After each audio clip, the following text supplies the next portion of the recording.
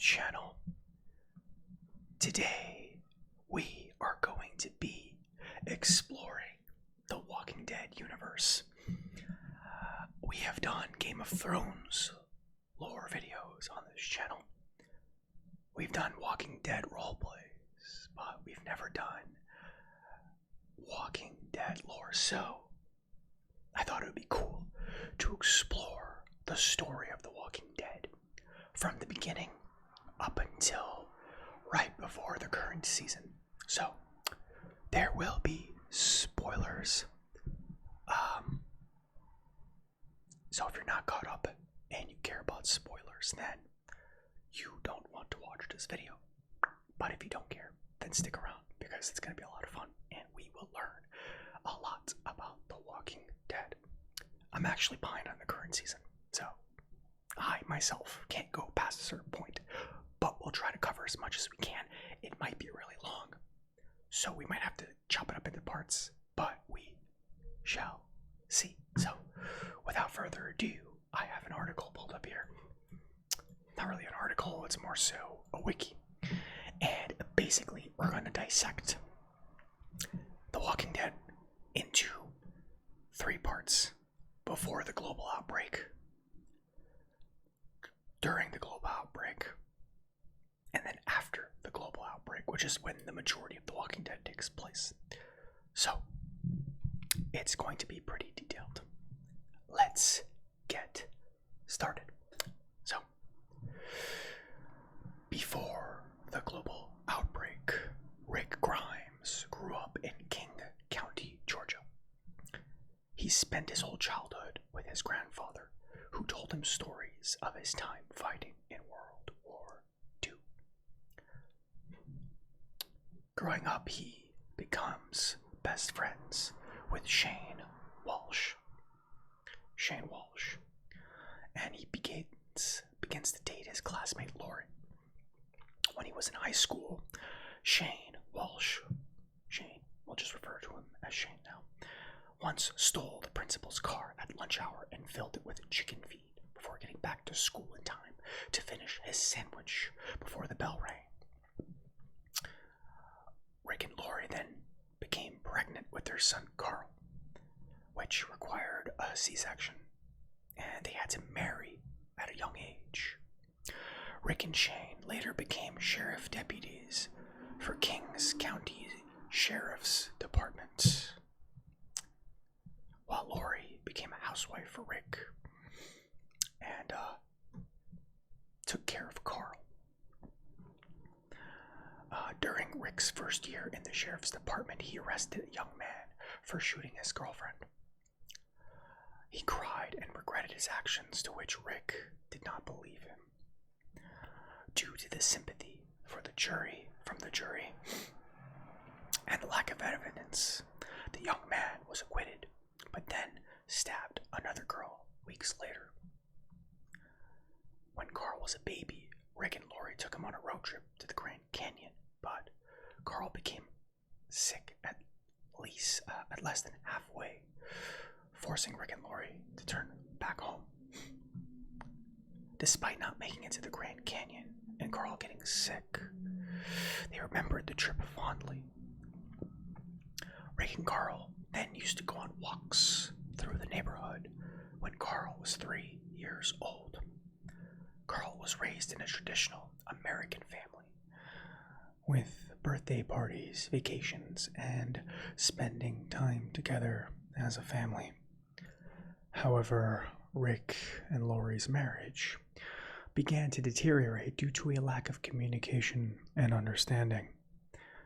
Madison Clark was born and raised in Montgomery, Alabama, to a prominent senator. And I will be soft speaking and whispering.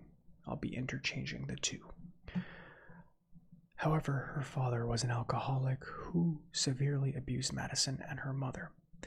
As a teenager, she fought against her abusive father by shooting him in the head to protect her mother. Later, attending college, she worked as a bartender and later graduated. She moved to Los Angeles, California, and became a guidance counselor at Paul R. Williams High School. She eventually married a construction worker, Stephen Clark. Madison then gave birth to her children, Nicholas and Alicia Clark. However, she was pregnant with a girl before Alicia, but she was a stillborn. The family moved to El Sereno. And if you're wondering, like, who the hell is Madison Clark? This character is the main character from Fear the Walking Dead, which is the show that takes place before The Walking Dead. It's very good up until season 3, so I recommend watching the first 3 seasons. It's really good. While growing up, Alicia and Nick were often put in the care of Susan Tran and her husband Patrick, their next door neighbors, while Madison and Stephen were working late or out of town. Alicia especially grew close to Susan, referring to her as Aunt Susie. When Alicia and Nick were younger, they both attended camp. Alicia was about to perform at the talent show, singing "This Land Is Your Land." However, when she got up on the stage, she froze and everyone stared at her, making it as one of the most embarrassing moments in her life. Alicia said that Nick could feel the embarrassment from the audience, but then got up on stage to help Alicia. Except when he got up there, he also forgot the words. The only thing he could remember was "This land is your land," and he sung it at least 20 times in a row. When he finished, everyone cheered for him. Another notable childhood experience occurred when she went on vacation with her family to a cabin. Alicia and Nick found an injured bird, and the two were determined to help the bird become healthy again. They nursed the bird. Nursed the injured bird back to health and named it Amina. Alicia and Nick were very close when they were younger, until Nick became addicted to drugs, constantly going in and out of rehab. Nick's addiction is partly fueled by his friendship with Calvin Jasper, who is also his drug dealer. Alicia becomes a volunteer nurse, starts dating fellow student Matt Sale, and is accepted into college at Berkeley. Travis Manawa was born in New Zealand to Maori parents. During his childhood, the family immigrated to the United States. Travis experienced an average American childhood where he grew up to become a practical man and a bit of a fixer. His father owned a pickup truck that was later handed down to Travis, which he managed to keep working for over 30 years. As an adult, he met and married nursing student Elizabeth Ortiz and had a son named Chris in Los Angeles, California, where the three lived together as a typical family. However, over time, Travis and Eliza's marriage became strained, and after 13 years, the couple divorced, with Eliza retaining custody over Chris. Although Travis was still permitted to visit his son on a 3 weekly basis per month. Travis later became an English literature teacher at Paul R. Williams High School. There he met guidance counselor Madison Clark, where the two began dating, and the pair became engaged.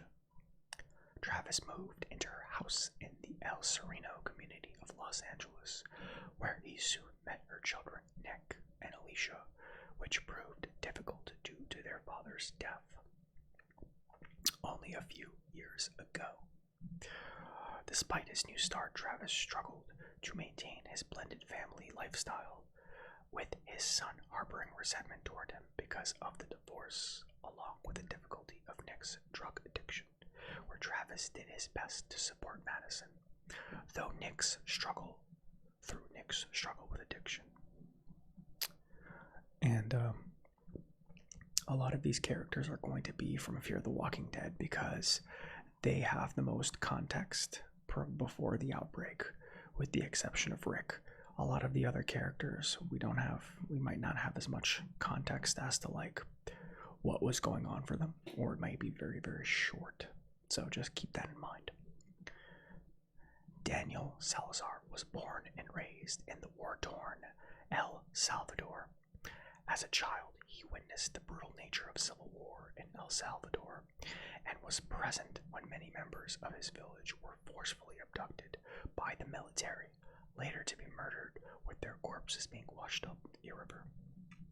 An unknown man coerced him to mortally shoot one of the survivors, which became his first out of many kills, and an event leaving him traumatized that still haunts him even after decades.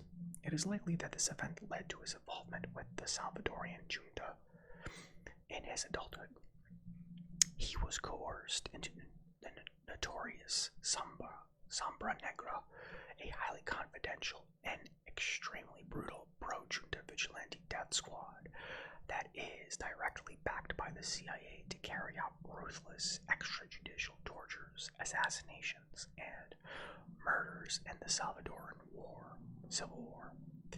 He became proficient in combat, murder, and torture due to his professional training and battlefield experiences. But he did not have a choice when he enlisted and ended up killing around 96 people in Salvador. His inner lips were also tattooed with the mask of the squad. During this time, he met his wife, Griselda, who was hardened by the war as he was. And he helped keep him stable after the horrors of what he did. He left this country after the war with his wife and immigrated to Los Angeles, where he came to own and operate a barber shop called Salazar's Cuts. He raised an American daughter, Ophelia, in the hopes that she would not have to become what he had, and that she would remain innocent throughout her life.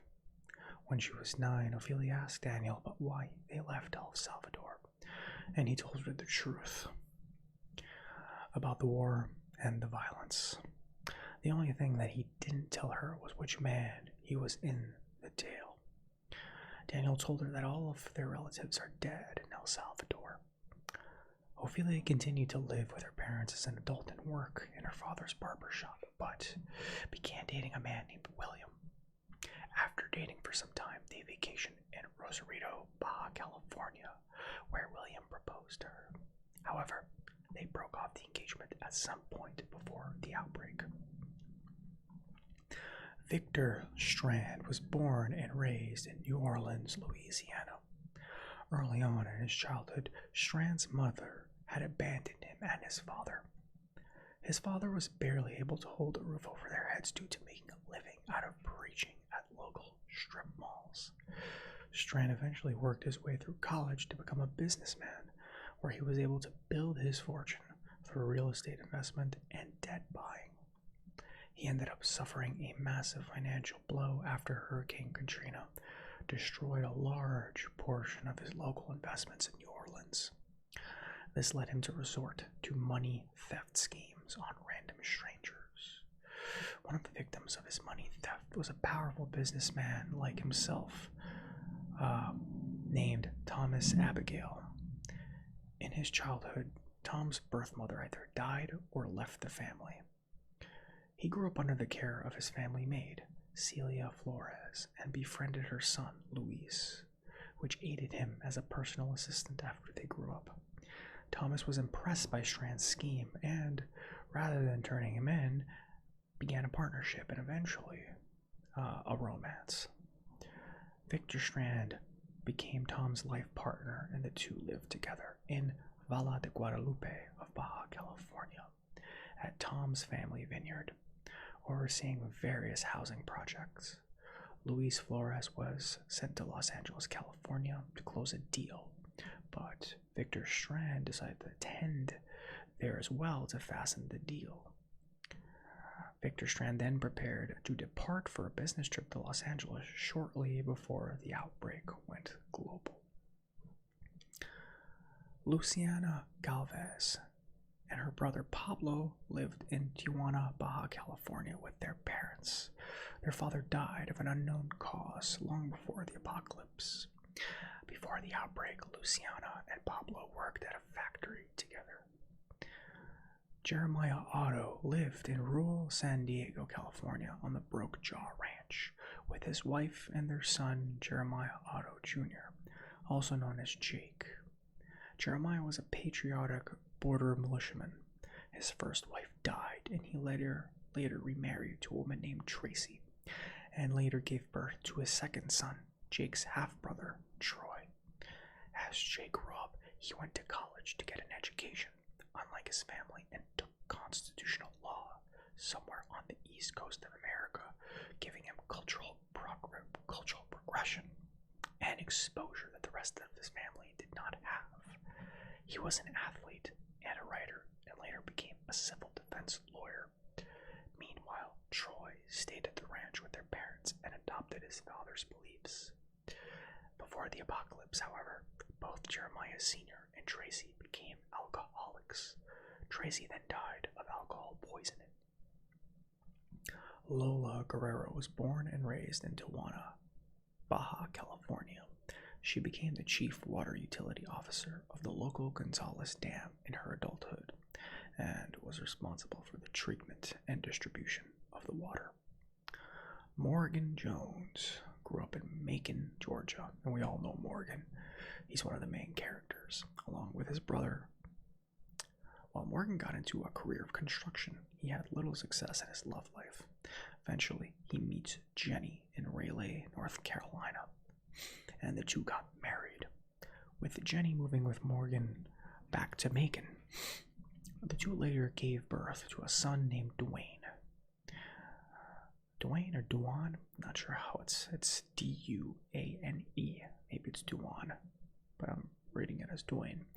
Jenny had difficulties nursing Dwayne as he couldn't keep the weight on. Morgan tried to help by bringing home Chinese food often, but to no avail. I don't know if Chinese food would necessarily help, but it will comfort you. Dwayne later grew, and the three had an average and happy family. Dale Horvath and his wife Irma suffered a miscarriage. Before she lost the baby, Irma spent that Thanksgiving in misery from the meat aversions she was suffering. They spent the remainder of their marriage happily in love into retirement until Irma Horvath developed cancer and later succumbed to her disease. Dale had bought an RV to take his wife on a cross-country trip. Despite his wife's death, Dale still went on the road trip by himself. Glenn Rhee was born and raised in Michigan, along with his sisters by their parents, who had immigrated from Korea. He spent some time in the Boy Scouts and mostly grew up as a nerd, playing video games, having almost no romantic or sexual experiences with girls. In his 20s, he moved to Atlanta, Georgia. He became a pizza delivery boy, resulting in him becoming deeply familiar with Atlanta's streets. Andrea was born and raised in Jacksonville, Florida, by her mother and father. Growing up, Andrea's father taught her fishing by using 3 nail clinch knots and wet lures in order to catch as much fish as possible to feed the family. When she was 12 years old, her parents gave birth to her younger sister, Amy. When Andrea was 18, she left for college when Amy was 6. Andrea and Amy's father then taught Amy 1 fisherman's knot instead of 3 and used dry lures to catch the fish, but then throw them back because he knew Andrea and Amy were different and he wanted to raise them differently.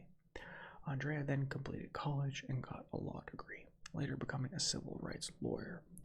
During college and her career, Andrea missed a lot of family events, and Amy growing up because she was so busy and believed there would be more time, causing Amy to somewhat resent her. In 2010, Amy was about to attend college in Atlanta, Georgia, and Andrea offered to take her on the road trip up. Andrea and Amy's father then gifted them with a gun to protect themselves.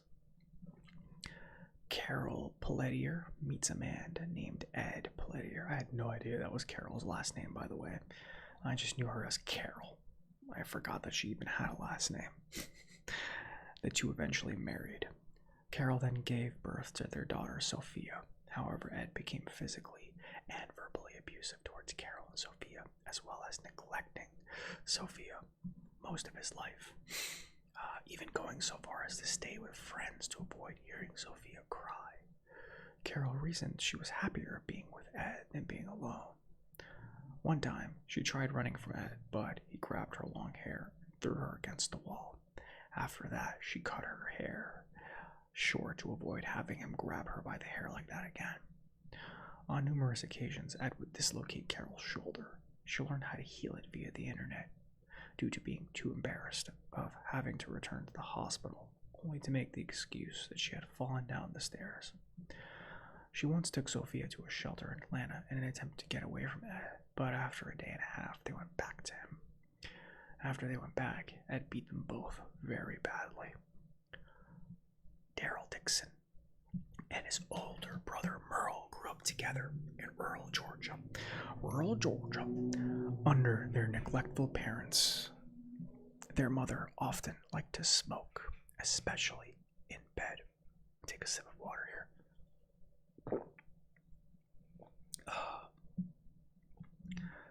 One day, Daryl came riding down the street on his bicycle with his friends and discovered his house was on fire. His mother had been smoking in bed and fell asleep, causing the cigarette to catch the bed and the house on fire, with his mother dying in the fire.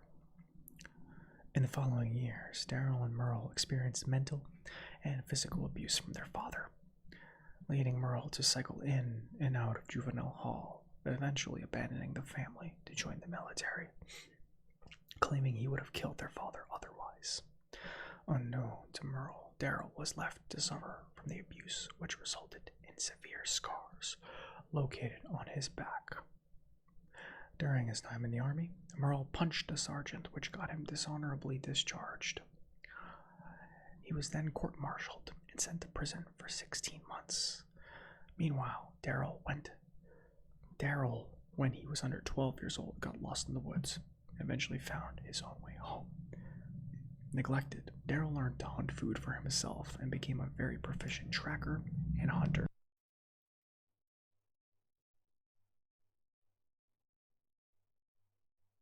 Just had to clear my throat. He became a very proficient tracker and hunter, and he was able to eat almost anything. Following their father's death, Merle reconnected with Daryl, who followed his brother's lead, and they entered into a drifter lifestyle where the pair utilized their survival instincts. He would also become involved in the contraband of crystal meth. Nice. At one point, the pair resided in Merle's drug supplier's house, where the two watched TV and by noon had become intoxicated. A discussion turned violent, where the dealer punched his older brother, where Daryl retaliated by savagely beating the man.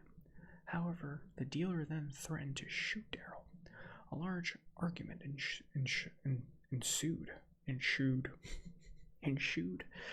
ensued, which ended with the dealer punching Daryl in the gut, causing him to vomit. Merle and the dealer laughed the incident off. Daryl and Merle then continued their life of drifting, drug dealing, crime, and hunting for food. Herschel left home at the age of 15 and didn't return for his father's funeral. Herschel eventually returned to claim the farm, became a veterinarian, and met his first wife, Josephine. However, he became an alcoholic and drank heavily at the local bar every night until their daughter Maggie was born, and then he quit cold turkey. Josephine bought back his grandfather's pocket watch when he became sober, which he'd pawned long ago to pay for his drinking habits. Josephine later died, and Herschel met his second wife, Annette, who had a son from a previous marriage, Sean. The two married and gave birth to their last child, Beth. This caused Maggie to act out by committing shoplifting and smoking. Maggie later grew to view Annette and Sean as family. The family was also accompanied by Herschel's farmhand, Otis, and his wife, and Herschel's assistant, Patricia. 3 months before the outbreak, Beth began to date a boy from school named Jimmy. Michonne Hawthorne attended college with her best friend Jocelyn, who helped her through the death of Michonne's mother, breakups, and school activities. After graduating, Michonne moved to Atlanta as a socialite, and she met a man named Mike and fell in love. She later became friends with his friend Terry. Michonne and Mike then gave birth to their son Andre Anthony. Michonne, Mike, and Terry would then spend much of their time together at art exhibits and the theater. Philip Blake grew up in Meriwether County alongside his brother. The pair experienced a rough childhood and thus held a negative relationship with their father, whom was physically abusive towards them both. As a child, Philip often played chess with his father, which he frequently lost to, as he often pressured Philip into making quick decisions and thus never showed mercy, which caused Philip to lose confidence in himself. At a young age, the brothers were caught smoking a pack of cigarettes belonging to their father in a garage. His brother intervened, taking the blame for their actions, when in actuality it was Philip who was responsible. Regardless, the siblings were beaten up by their father. The futility of his brother's attempts to stand up against their father had a strong impact on Philip's development, and led him to believe of heroes as fools who only bring harm upon themselves and others. Despite this, Philip became an outstanding family man when he married his wife and had a daughter together named Penny. Over time, however, Philip gradually grew to become dissatisfied with his plain, mediocre life, where he worked as an office drone under a younger and unintelligent boss who hounded him for several years. And I think Philip, if you guys aren't familiar, is the governor. Tyrese and Sasha Williamsborn were born a couple years apart and were raised in Jacksonville, Florida, by their disciplined father, a war veteran. They had a neighbor called Jerry, who had an underground bunker. As children, Sasha used to follow Tyrese around and copy everything he did. As adults, Tyrese became a player in the NFL, while Sasha was employed as a firefighter. Bob Stuckey served in the U.S. military as a medic and is haunted by his past, causing him to become an alcoholic. Being an Army medic, Bob was experienced with firearms and medical training and is very proficient with an assault rifle and pistol. Kara Chambler grew up in Atlanta, Georgia with her sister, Lily, and raised by their father, David. David was once an Army veteran, but then became a truck driver for Gorbelly Foods Company. As an adult, Lily became a nurse in oncology and married a man with whom she had one daughter named Megan. But in early 2007, her husband left the family. As an adult, Tara then enrolled in the Atlanta Police Academy with aspirations to become a police officer. Openly lesbian, Tara began dating a woman named Sam. The two went on a camping trip one weekend, but Sam admitted that she was not a lesbian, as Tara had believed, and had a boyfriend, ending the relationship. At some point, David developed lung cancer. Abraham Ford grew up in Houston, Texas. At a young age, he enlisted in the U.S. military, where he mostly served in the Middle East. And through his years of service, he eventually gained the rank of sergeant. At one point, Abraham, alongside several of his comrades, found themselves stranded in the desert, which had been caused by a camel, which had digested their transport keys. To their relief, the animal eventually defecated the keys, and their squadron managed to return home. Outside of his military career, Abraham grew to become a family man, where he met and married a woman named Ellen. Together, the pair had 2 children named AJ and Becca. The four lived together as a typical family located in Houston, Texas, where they attended several country fairs as well as a goat rodeo. Rosita Espinosa grew up in Dallas, Texas with her brother. Her brother later gave birth to a son, making Rosita an aunt. That was a weird sentence for a second. I was like, what? I understand what they're saying. She was present for much of her young nephew's life. At some point, she joined the military and became a mechanic both in the military and civilian life. Gabriel Stokes grew up in rural Georgia. At a young age, he developed a deep faith in religion and thus desired to bring people together in order to help them navigate through their lives and improve upon their weaknesses. Growing up, he would often run around the woods and became accustomed to the sounds within it. As an adult, he became a priest positioned at St. Sarah's Episcopal Church, where throughout his holy service he conducted weekly mass and also helped to promote several fundraisers. He befriended a female organist, someone he became close with and almost considered initiating a romantic relationship. Several members of his congregation often commented that Gabriel's humor left much to be desired. Shortly before the global outbreak, members of the community brought hundreds of canned goods to the church for the local food drive. Aaron grew up in Vermont with a younger brother and a mother who became abusive after learning he was gay by submitting him through conversion therapy. As an adult, he moved to Washington, D.C. to become a politician to help people. After spending some time in the government, Aaron decided to join a non-government organization that supplied food and medicine to people in the Niger River Delta, as he felt like he could do more help hands-on. While in the NGO, he dealt with warlords and scavengers with whom he had to negotiate with all the time to ferry supplies to people. During his career, he met fellow NGO worker Eric Rayleigh. The two worked well together and became best friends and later started dating. Aaron admitted his love for Eric on their 5th date, to which Eric responded with, "I had a hunch." They then became life partners and lived together in DC, but were still targets of homophobia when seen together.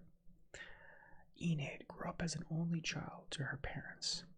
She matured early in life and took on many responsibilities, such as cutting her father's hair and driving the car occasionally, even though she was underage and without a license. Deanna Monroe married her husband, Reg Monroe, and gave birth to their 2 sons, Aiden and Spencer.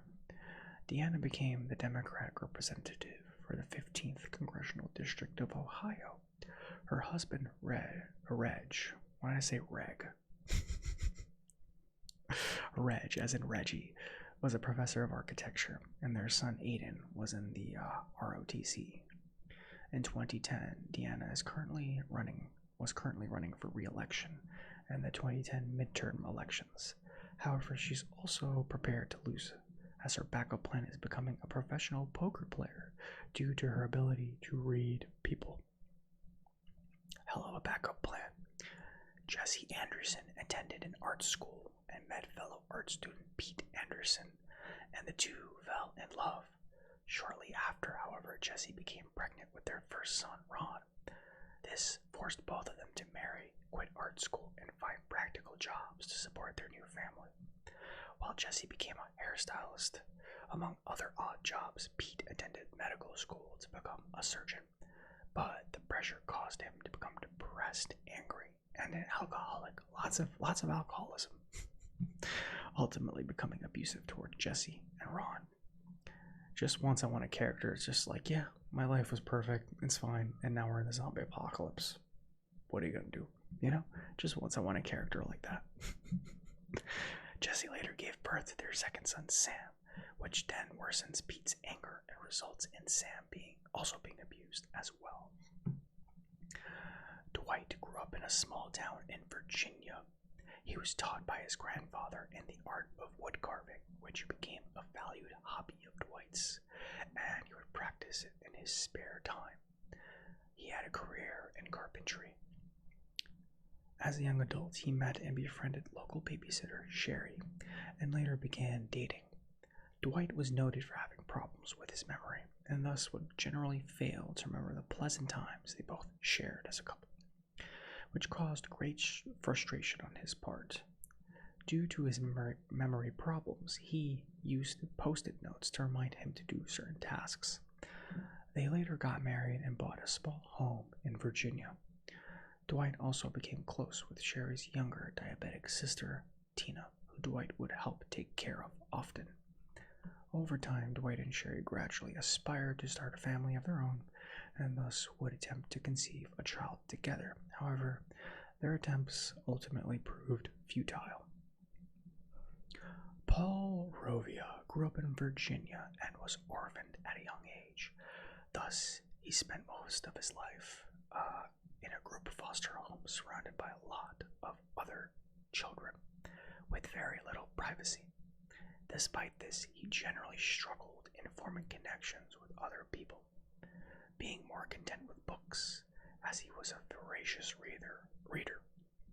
While openly gay, he still struggled to connect with his boyfriends as well. As an adult, he grew out his hair and beard, to which his friends gave him the nickname Jesus, which stuck for years. Paul then trained in martial arts and became a skilled hand-to-hand combatant. He also learned the art of pickpocketing and escapology. That's a thing, apparently, escapology. I've never heard of it before, but I guess it's a thing. Escapology. Gregory lived in Virginia and became a business owner. Due to being a business owner, he was part of the Chamber of Commerce. The town he lived in had a local tourist attraction known as the Barrington House. In the 1930s, the family who owned the house gave it to the state and made it into a museum. For years since then, elementary schools around the state would make field trips to the house. The house was also used to host community events such as the Chamber of Commerce meetings. He frequented at the Barrington House to attend those meetings and came to admire the house and its artwork, wishing to own it someday. Simon lived in Virginia as a charismatic, efficient, and hard-working mortgage broker. He would subprime mortgages to unsuspecting customers and was fully able to justify his immoral motive to other people, even though he was fully aware of his own intentions. Okay, you guys ready for this? Negan Smith grew up in Virginia. As a child, he brought home stray dogs into his house, to which his mother disapproved of. One day, he brought home a vicious dog that killed all the other strays he adopted and bit off half of his mother's ears when she intervened. Later in high school, Negan grew into a bully who enjoyed humiliating others, upon where he gained a strong penchant for profanity and an enjoyment for power games. As an adult, Negan was employed as a high school gym coach, helping his students improve on their weaknesses and molding them into stronger individuals. He then met and married a woman named Lucille, whom he loved and cared for deeply. Negan was hoping to have a child and start a family, but was unable to. Among their similar interests were being fans of the country musician Half Moon, heavy metal band Iron Maiden, and their favorite song was Joe Crocker's You Are So Beautiful. Negan and Lucille frequented at a local bar, which contained a jukebox of You Are So Beautiful. While playing one night, a drunken patron became loud and distracting, ruining their song. Lucille asked the man to keep it down and asked for 50 cents to play it again. The man was rude to Lucille, causing Negan to go berserk and assault him nearly to death. He then took $1 from the man's wallet and played their song twice until the police arrested him. The man, however, was a parent to a couple of teenagers attending Negan's high school and was thus fired from his position. Negan was charged with misdemeanor assault and sentenced to probation and was sued by the man. Due to being employed, Lucille had to pay for the man's medical bills. Despite this ordeal, Lucille defended Negan's actions. Over time, Negan gradually became depressed over losing his job, which he loved. He then began an affair with Lucille's best friend, Janine. Ezekiel grew up in Washington, D.C. At a young age, he witnessed his paternal grandmother and father suffer from thyroid cancer, as it was hereditary, but both went into remission as it was very treatable. Later, he performed in community theater, where he portrayed several fictional kings, including Arthur Macbeth, as well as Martin Luther, upon where he gained a distinct talent for theatricality. That was tough to say. As an adult, he became a zookeeper. One day, a Bengal tiger named Shiva fell into a concrete moat and ripped open her leg. With no veterinarians around, Ezekiel came to her rescue by wrapping his shirt around her open wound, preventing a hemorrhage. Grateful for his aid, Shiva never displayed any hostility towards Ezekiel, and thus the two formed a close bond. Anne lived in Virginia as a professional artist and art teacher. She frequently visited a local garbage dump to gather materials she could paint on, such as metal sheets and fabrics. As a teacher, she would take her classes to various exhibits and museums in Virginia and Washington, D.C., such as the Smithsonian Museum. Sadiq was raised in the Islamic faith by his parents, as his mother was a devoted Muslim who firmly adhered to the scriptures of the Quran, which she taught to Sadiq, and thus he became biased towards his mother's beliefs. As a child, he played the flute. When he became an adult, he enrolled in medical school and was employed as a second-year emergency resident. Throughout his career, he performed 3 surgeries, but no amputations. Alden and his brother were raised by their father, who was not a good parent. Alden had an education and a career in construction and woodworking. As an adult, he was close with his brother and often worked well together. John Dorie Sr. Who is this person? I don't remember who this is. I don't even remember who this is. John Dorie Sr. was a police officer in Nacogdoches, Texas. I think I said that right. In the 1970s, young women were turning up badly, brutally murdered around the Houston area, while he and the department tracked the murderers down to a cult leader, Theodore Teddy Maddox, living in the middle of a desert. They couldn't arrest him as they didn't have any solid evidence. Out of desperation, John planted a purse belonging to one of the victims on Teddy, which enabled the police to arrest and the courts to convict him to a life sentence. Despite successfully putting the killer behind bars, and that he was seen as a hero by his colleagues, the fact that he planted evidence on a suspect haunted John to the point where he started drinking heavily. Eventually, he and his wife got a divorce, and he failed to show up at the cabin one summer when he and his son, John Dorie Jr., were supposed to start working on an old truck. All that John ever found were the family's antique.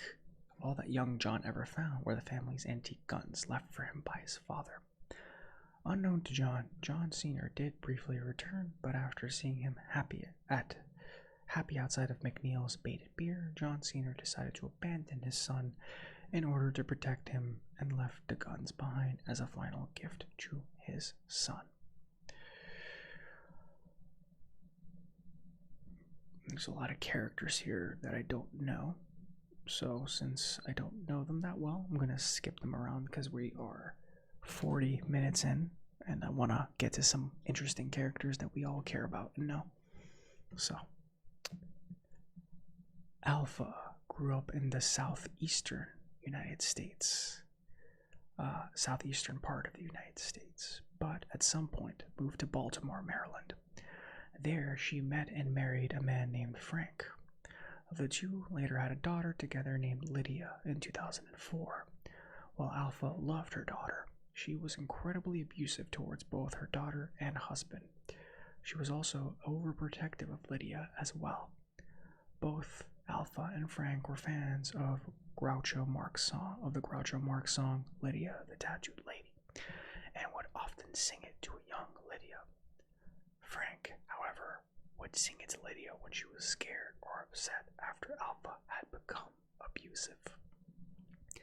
Country musician Half Moon develops a successful music career based in Maryland, struggling with addiction. He attends a rehabilitation center and becomes close friends with his rehab counselor.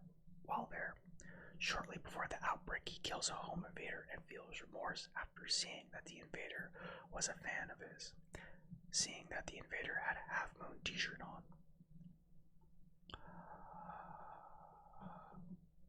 Magna grew up in a strained environment that made it difficult for her to trust other people later in life. As a young adult, she became a truck stop waitress. Magna was extremely close to her young cousin, but before the outbreak, her young cousin was raped and the rapist was acquitted. Magna personally murdered him and went to trial. She then met her defense lawyer, Yumiko Okumura, and the two fell in love during the trial, with Yumiko believing that Magna didn't kill that man. However, they lost the trial and Magna was sent to prison. There, she received a prison tattoo on her hand, signifying she was a prisoner. Yumiko still loved Magna while in prison. Connie and young sister Kelly were born years apart, but were still close growing up. Through a genetic disorder, Connie became deaf, and Kelly also inherited this disorder and would eventually become deaf. Both became proficient in ASL, American Sign Language. I think American Sign Language. I didn't realize sign language was different from country to country, but I don't know. Connie went to become an investigative journalist who was successful in exposing many corrupt politicians, which resulted in them being incarcerated. Kelly was attending high school worrying about things a typical teenager would worry about.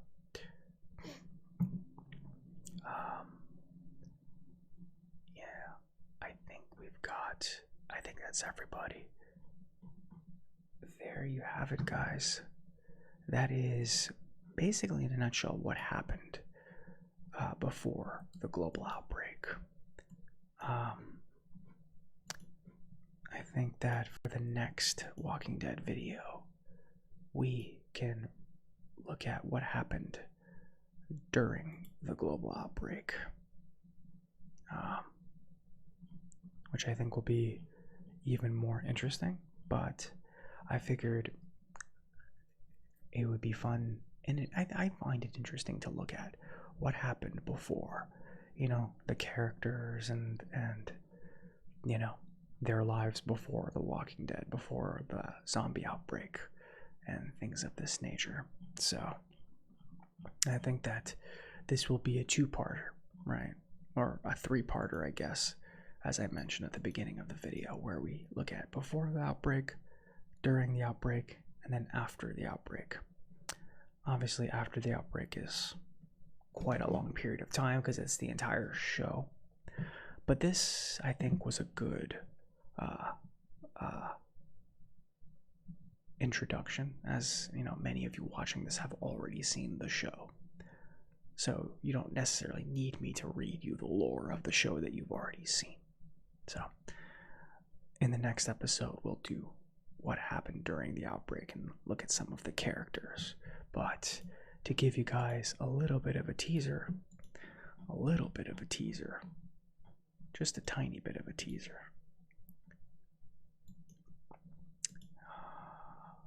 we will read the beginning part of the global outbreak. So here we go. Day 1, August 8th. In August of 2010, the wildlife virus suddenly becomes a global pandemic. The entirety of the human race is infected, and the recently deceased, who did not receive extreme head trauma, begin to reanimate and devour the living. In King County, Georgia, Rick Grimes continues to have a fight from the night before with his wife, Lori Grimes, in the morning. While arguing before leaving for work in front of their son, Carl Grimes, Lori said that she wondered if Rick cared about her and Carl at all. In Los Angeles, Nick awakens to find his zombified girlfriend Gloria cannibalizing a man, as she had overdosed and died the night before, and recently reanimated. Nick flees the church and into the streets, but is struck by a vehicle. Nick is taken to the Temple Community Hospital, where no one believes his story. In El Sereno, Madison Clark gets a call from the hospital that Nicholas had been abducted, or had been discovered, rather, after being missing and was in an accident. Madison, her daughter Alicia, and husband Travis Manawa go to the hospital. Madison has Travis stay at the hospital while she goes to work at Paul R. Williams High School. Travis talks to his ex-wife, Lisa Ortiz, about their son, Chris, who does not want to spend the weekend with his father. Travis concedes and allows Chris to stay with his mother. Arriving at work, Madison confronts Tobias, a student who had set off the metal detectors.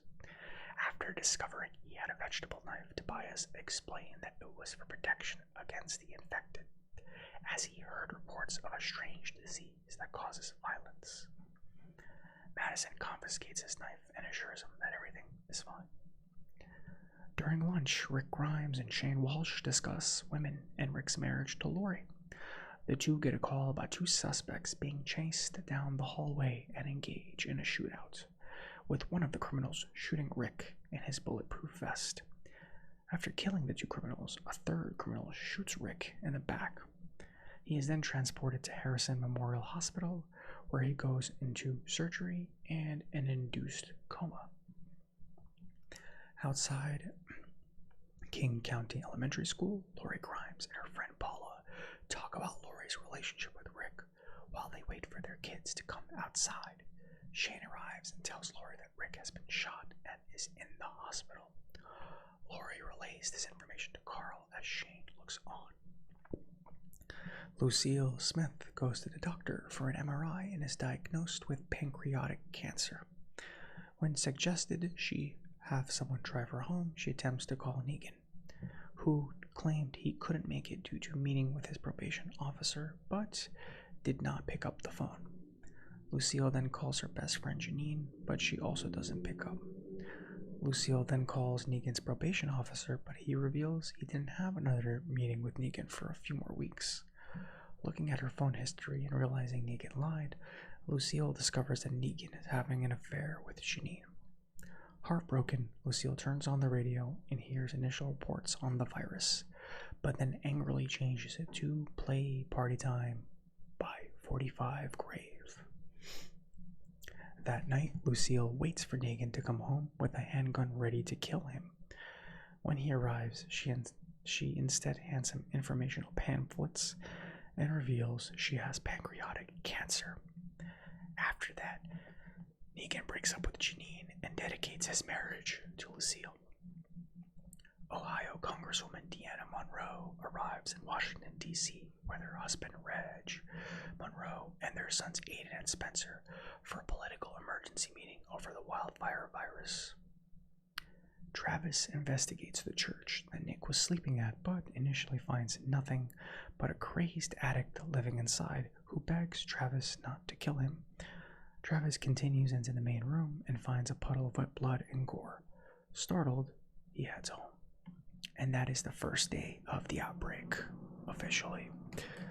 And I think we'll stop it there, guys. That's just a little teaser of what's to come next time as we explore more of the Walking Dead lore. But I hope you guys enjoyed this introduction into the Walking Dead, all of its characters and the things that they experienced before the outbreak. I think there's not a lot of time dedicated to that, and I find it fascinating to see what these characters' lives were like before they had to live day to day fighting and killing zombies. So that's gonna be it for me, my friends. I hope that you enjoyed this video, and I will see you in the next video. Take care, my friends. Have a good night. Bye.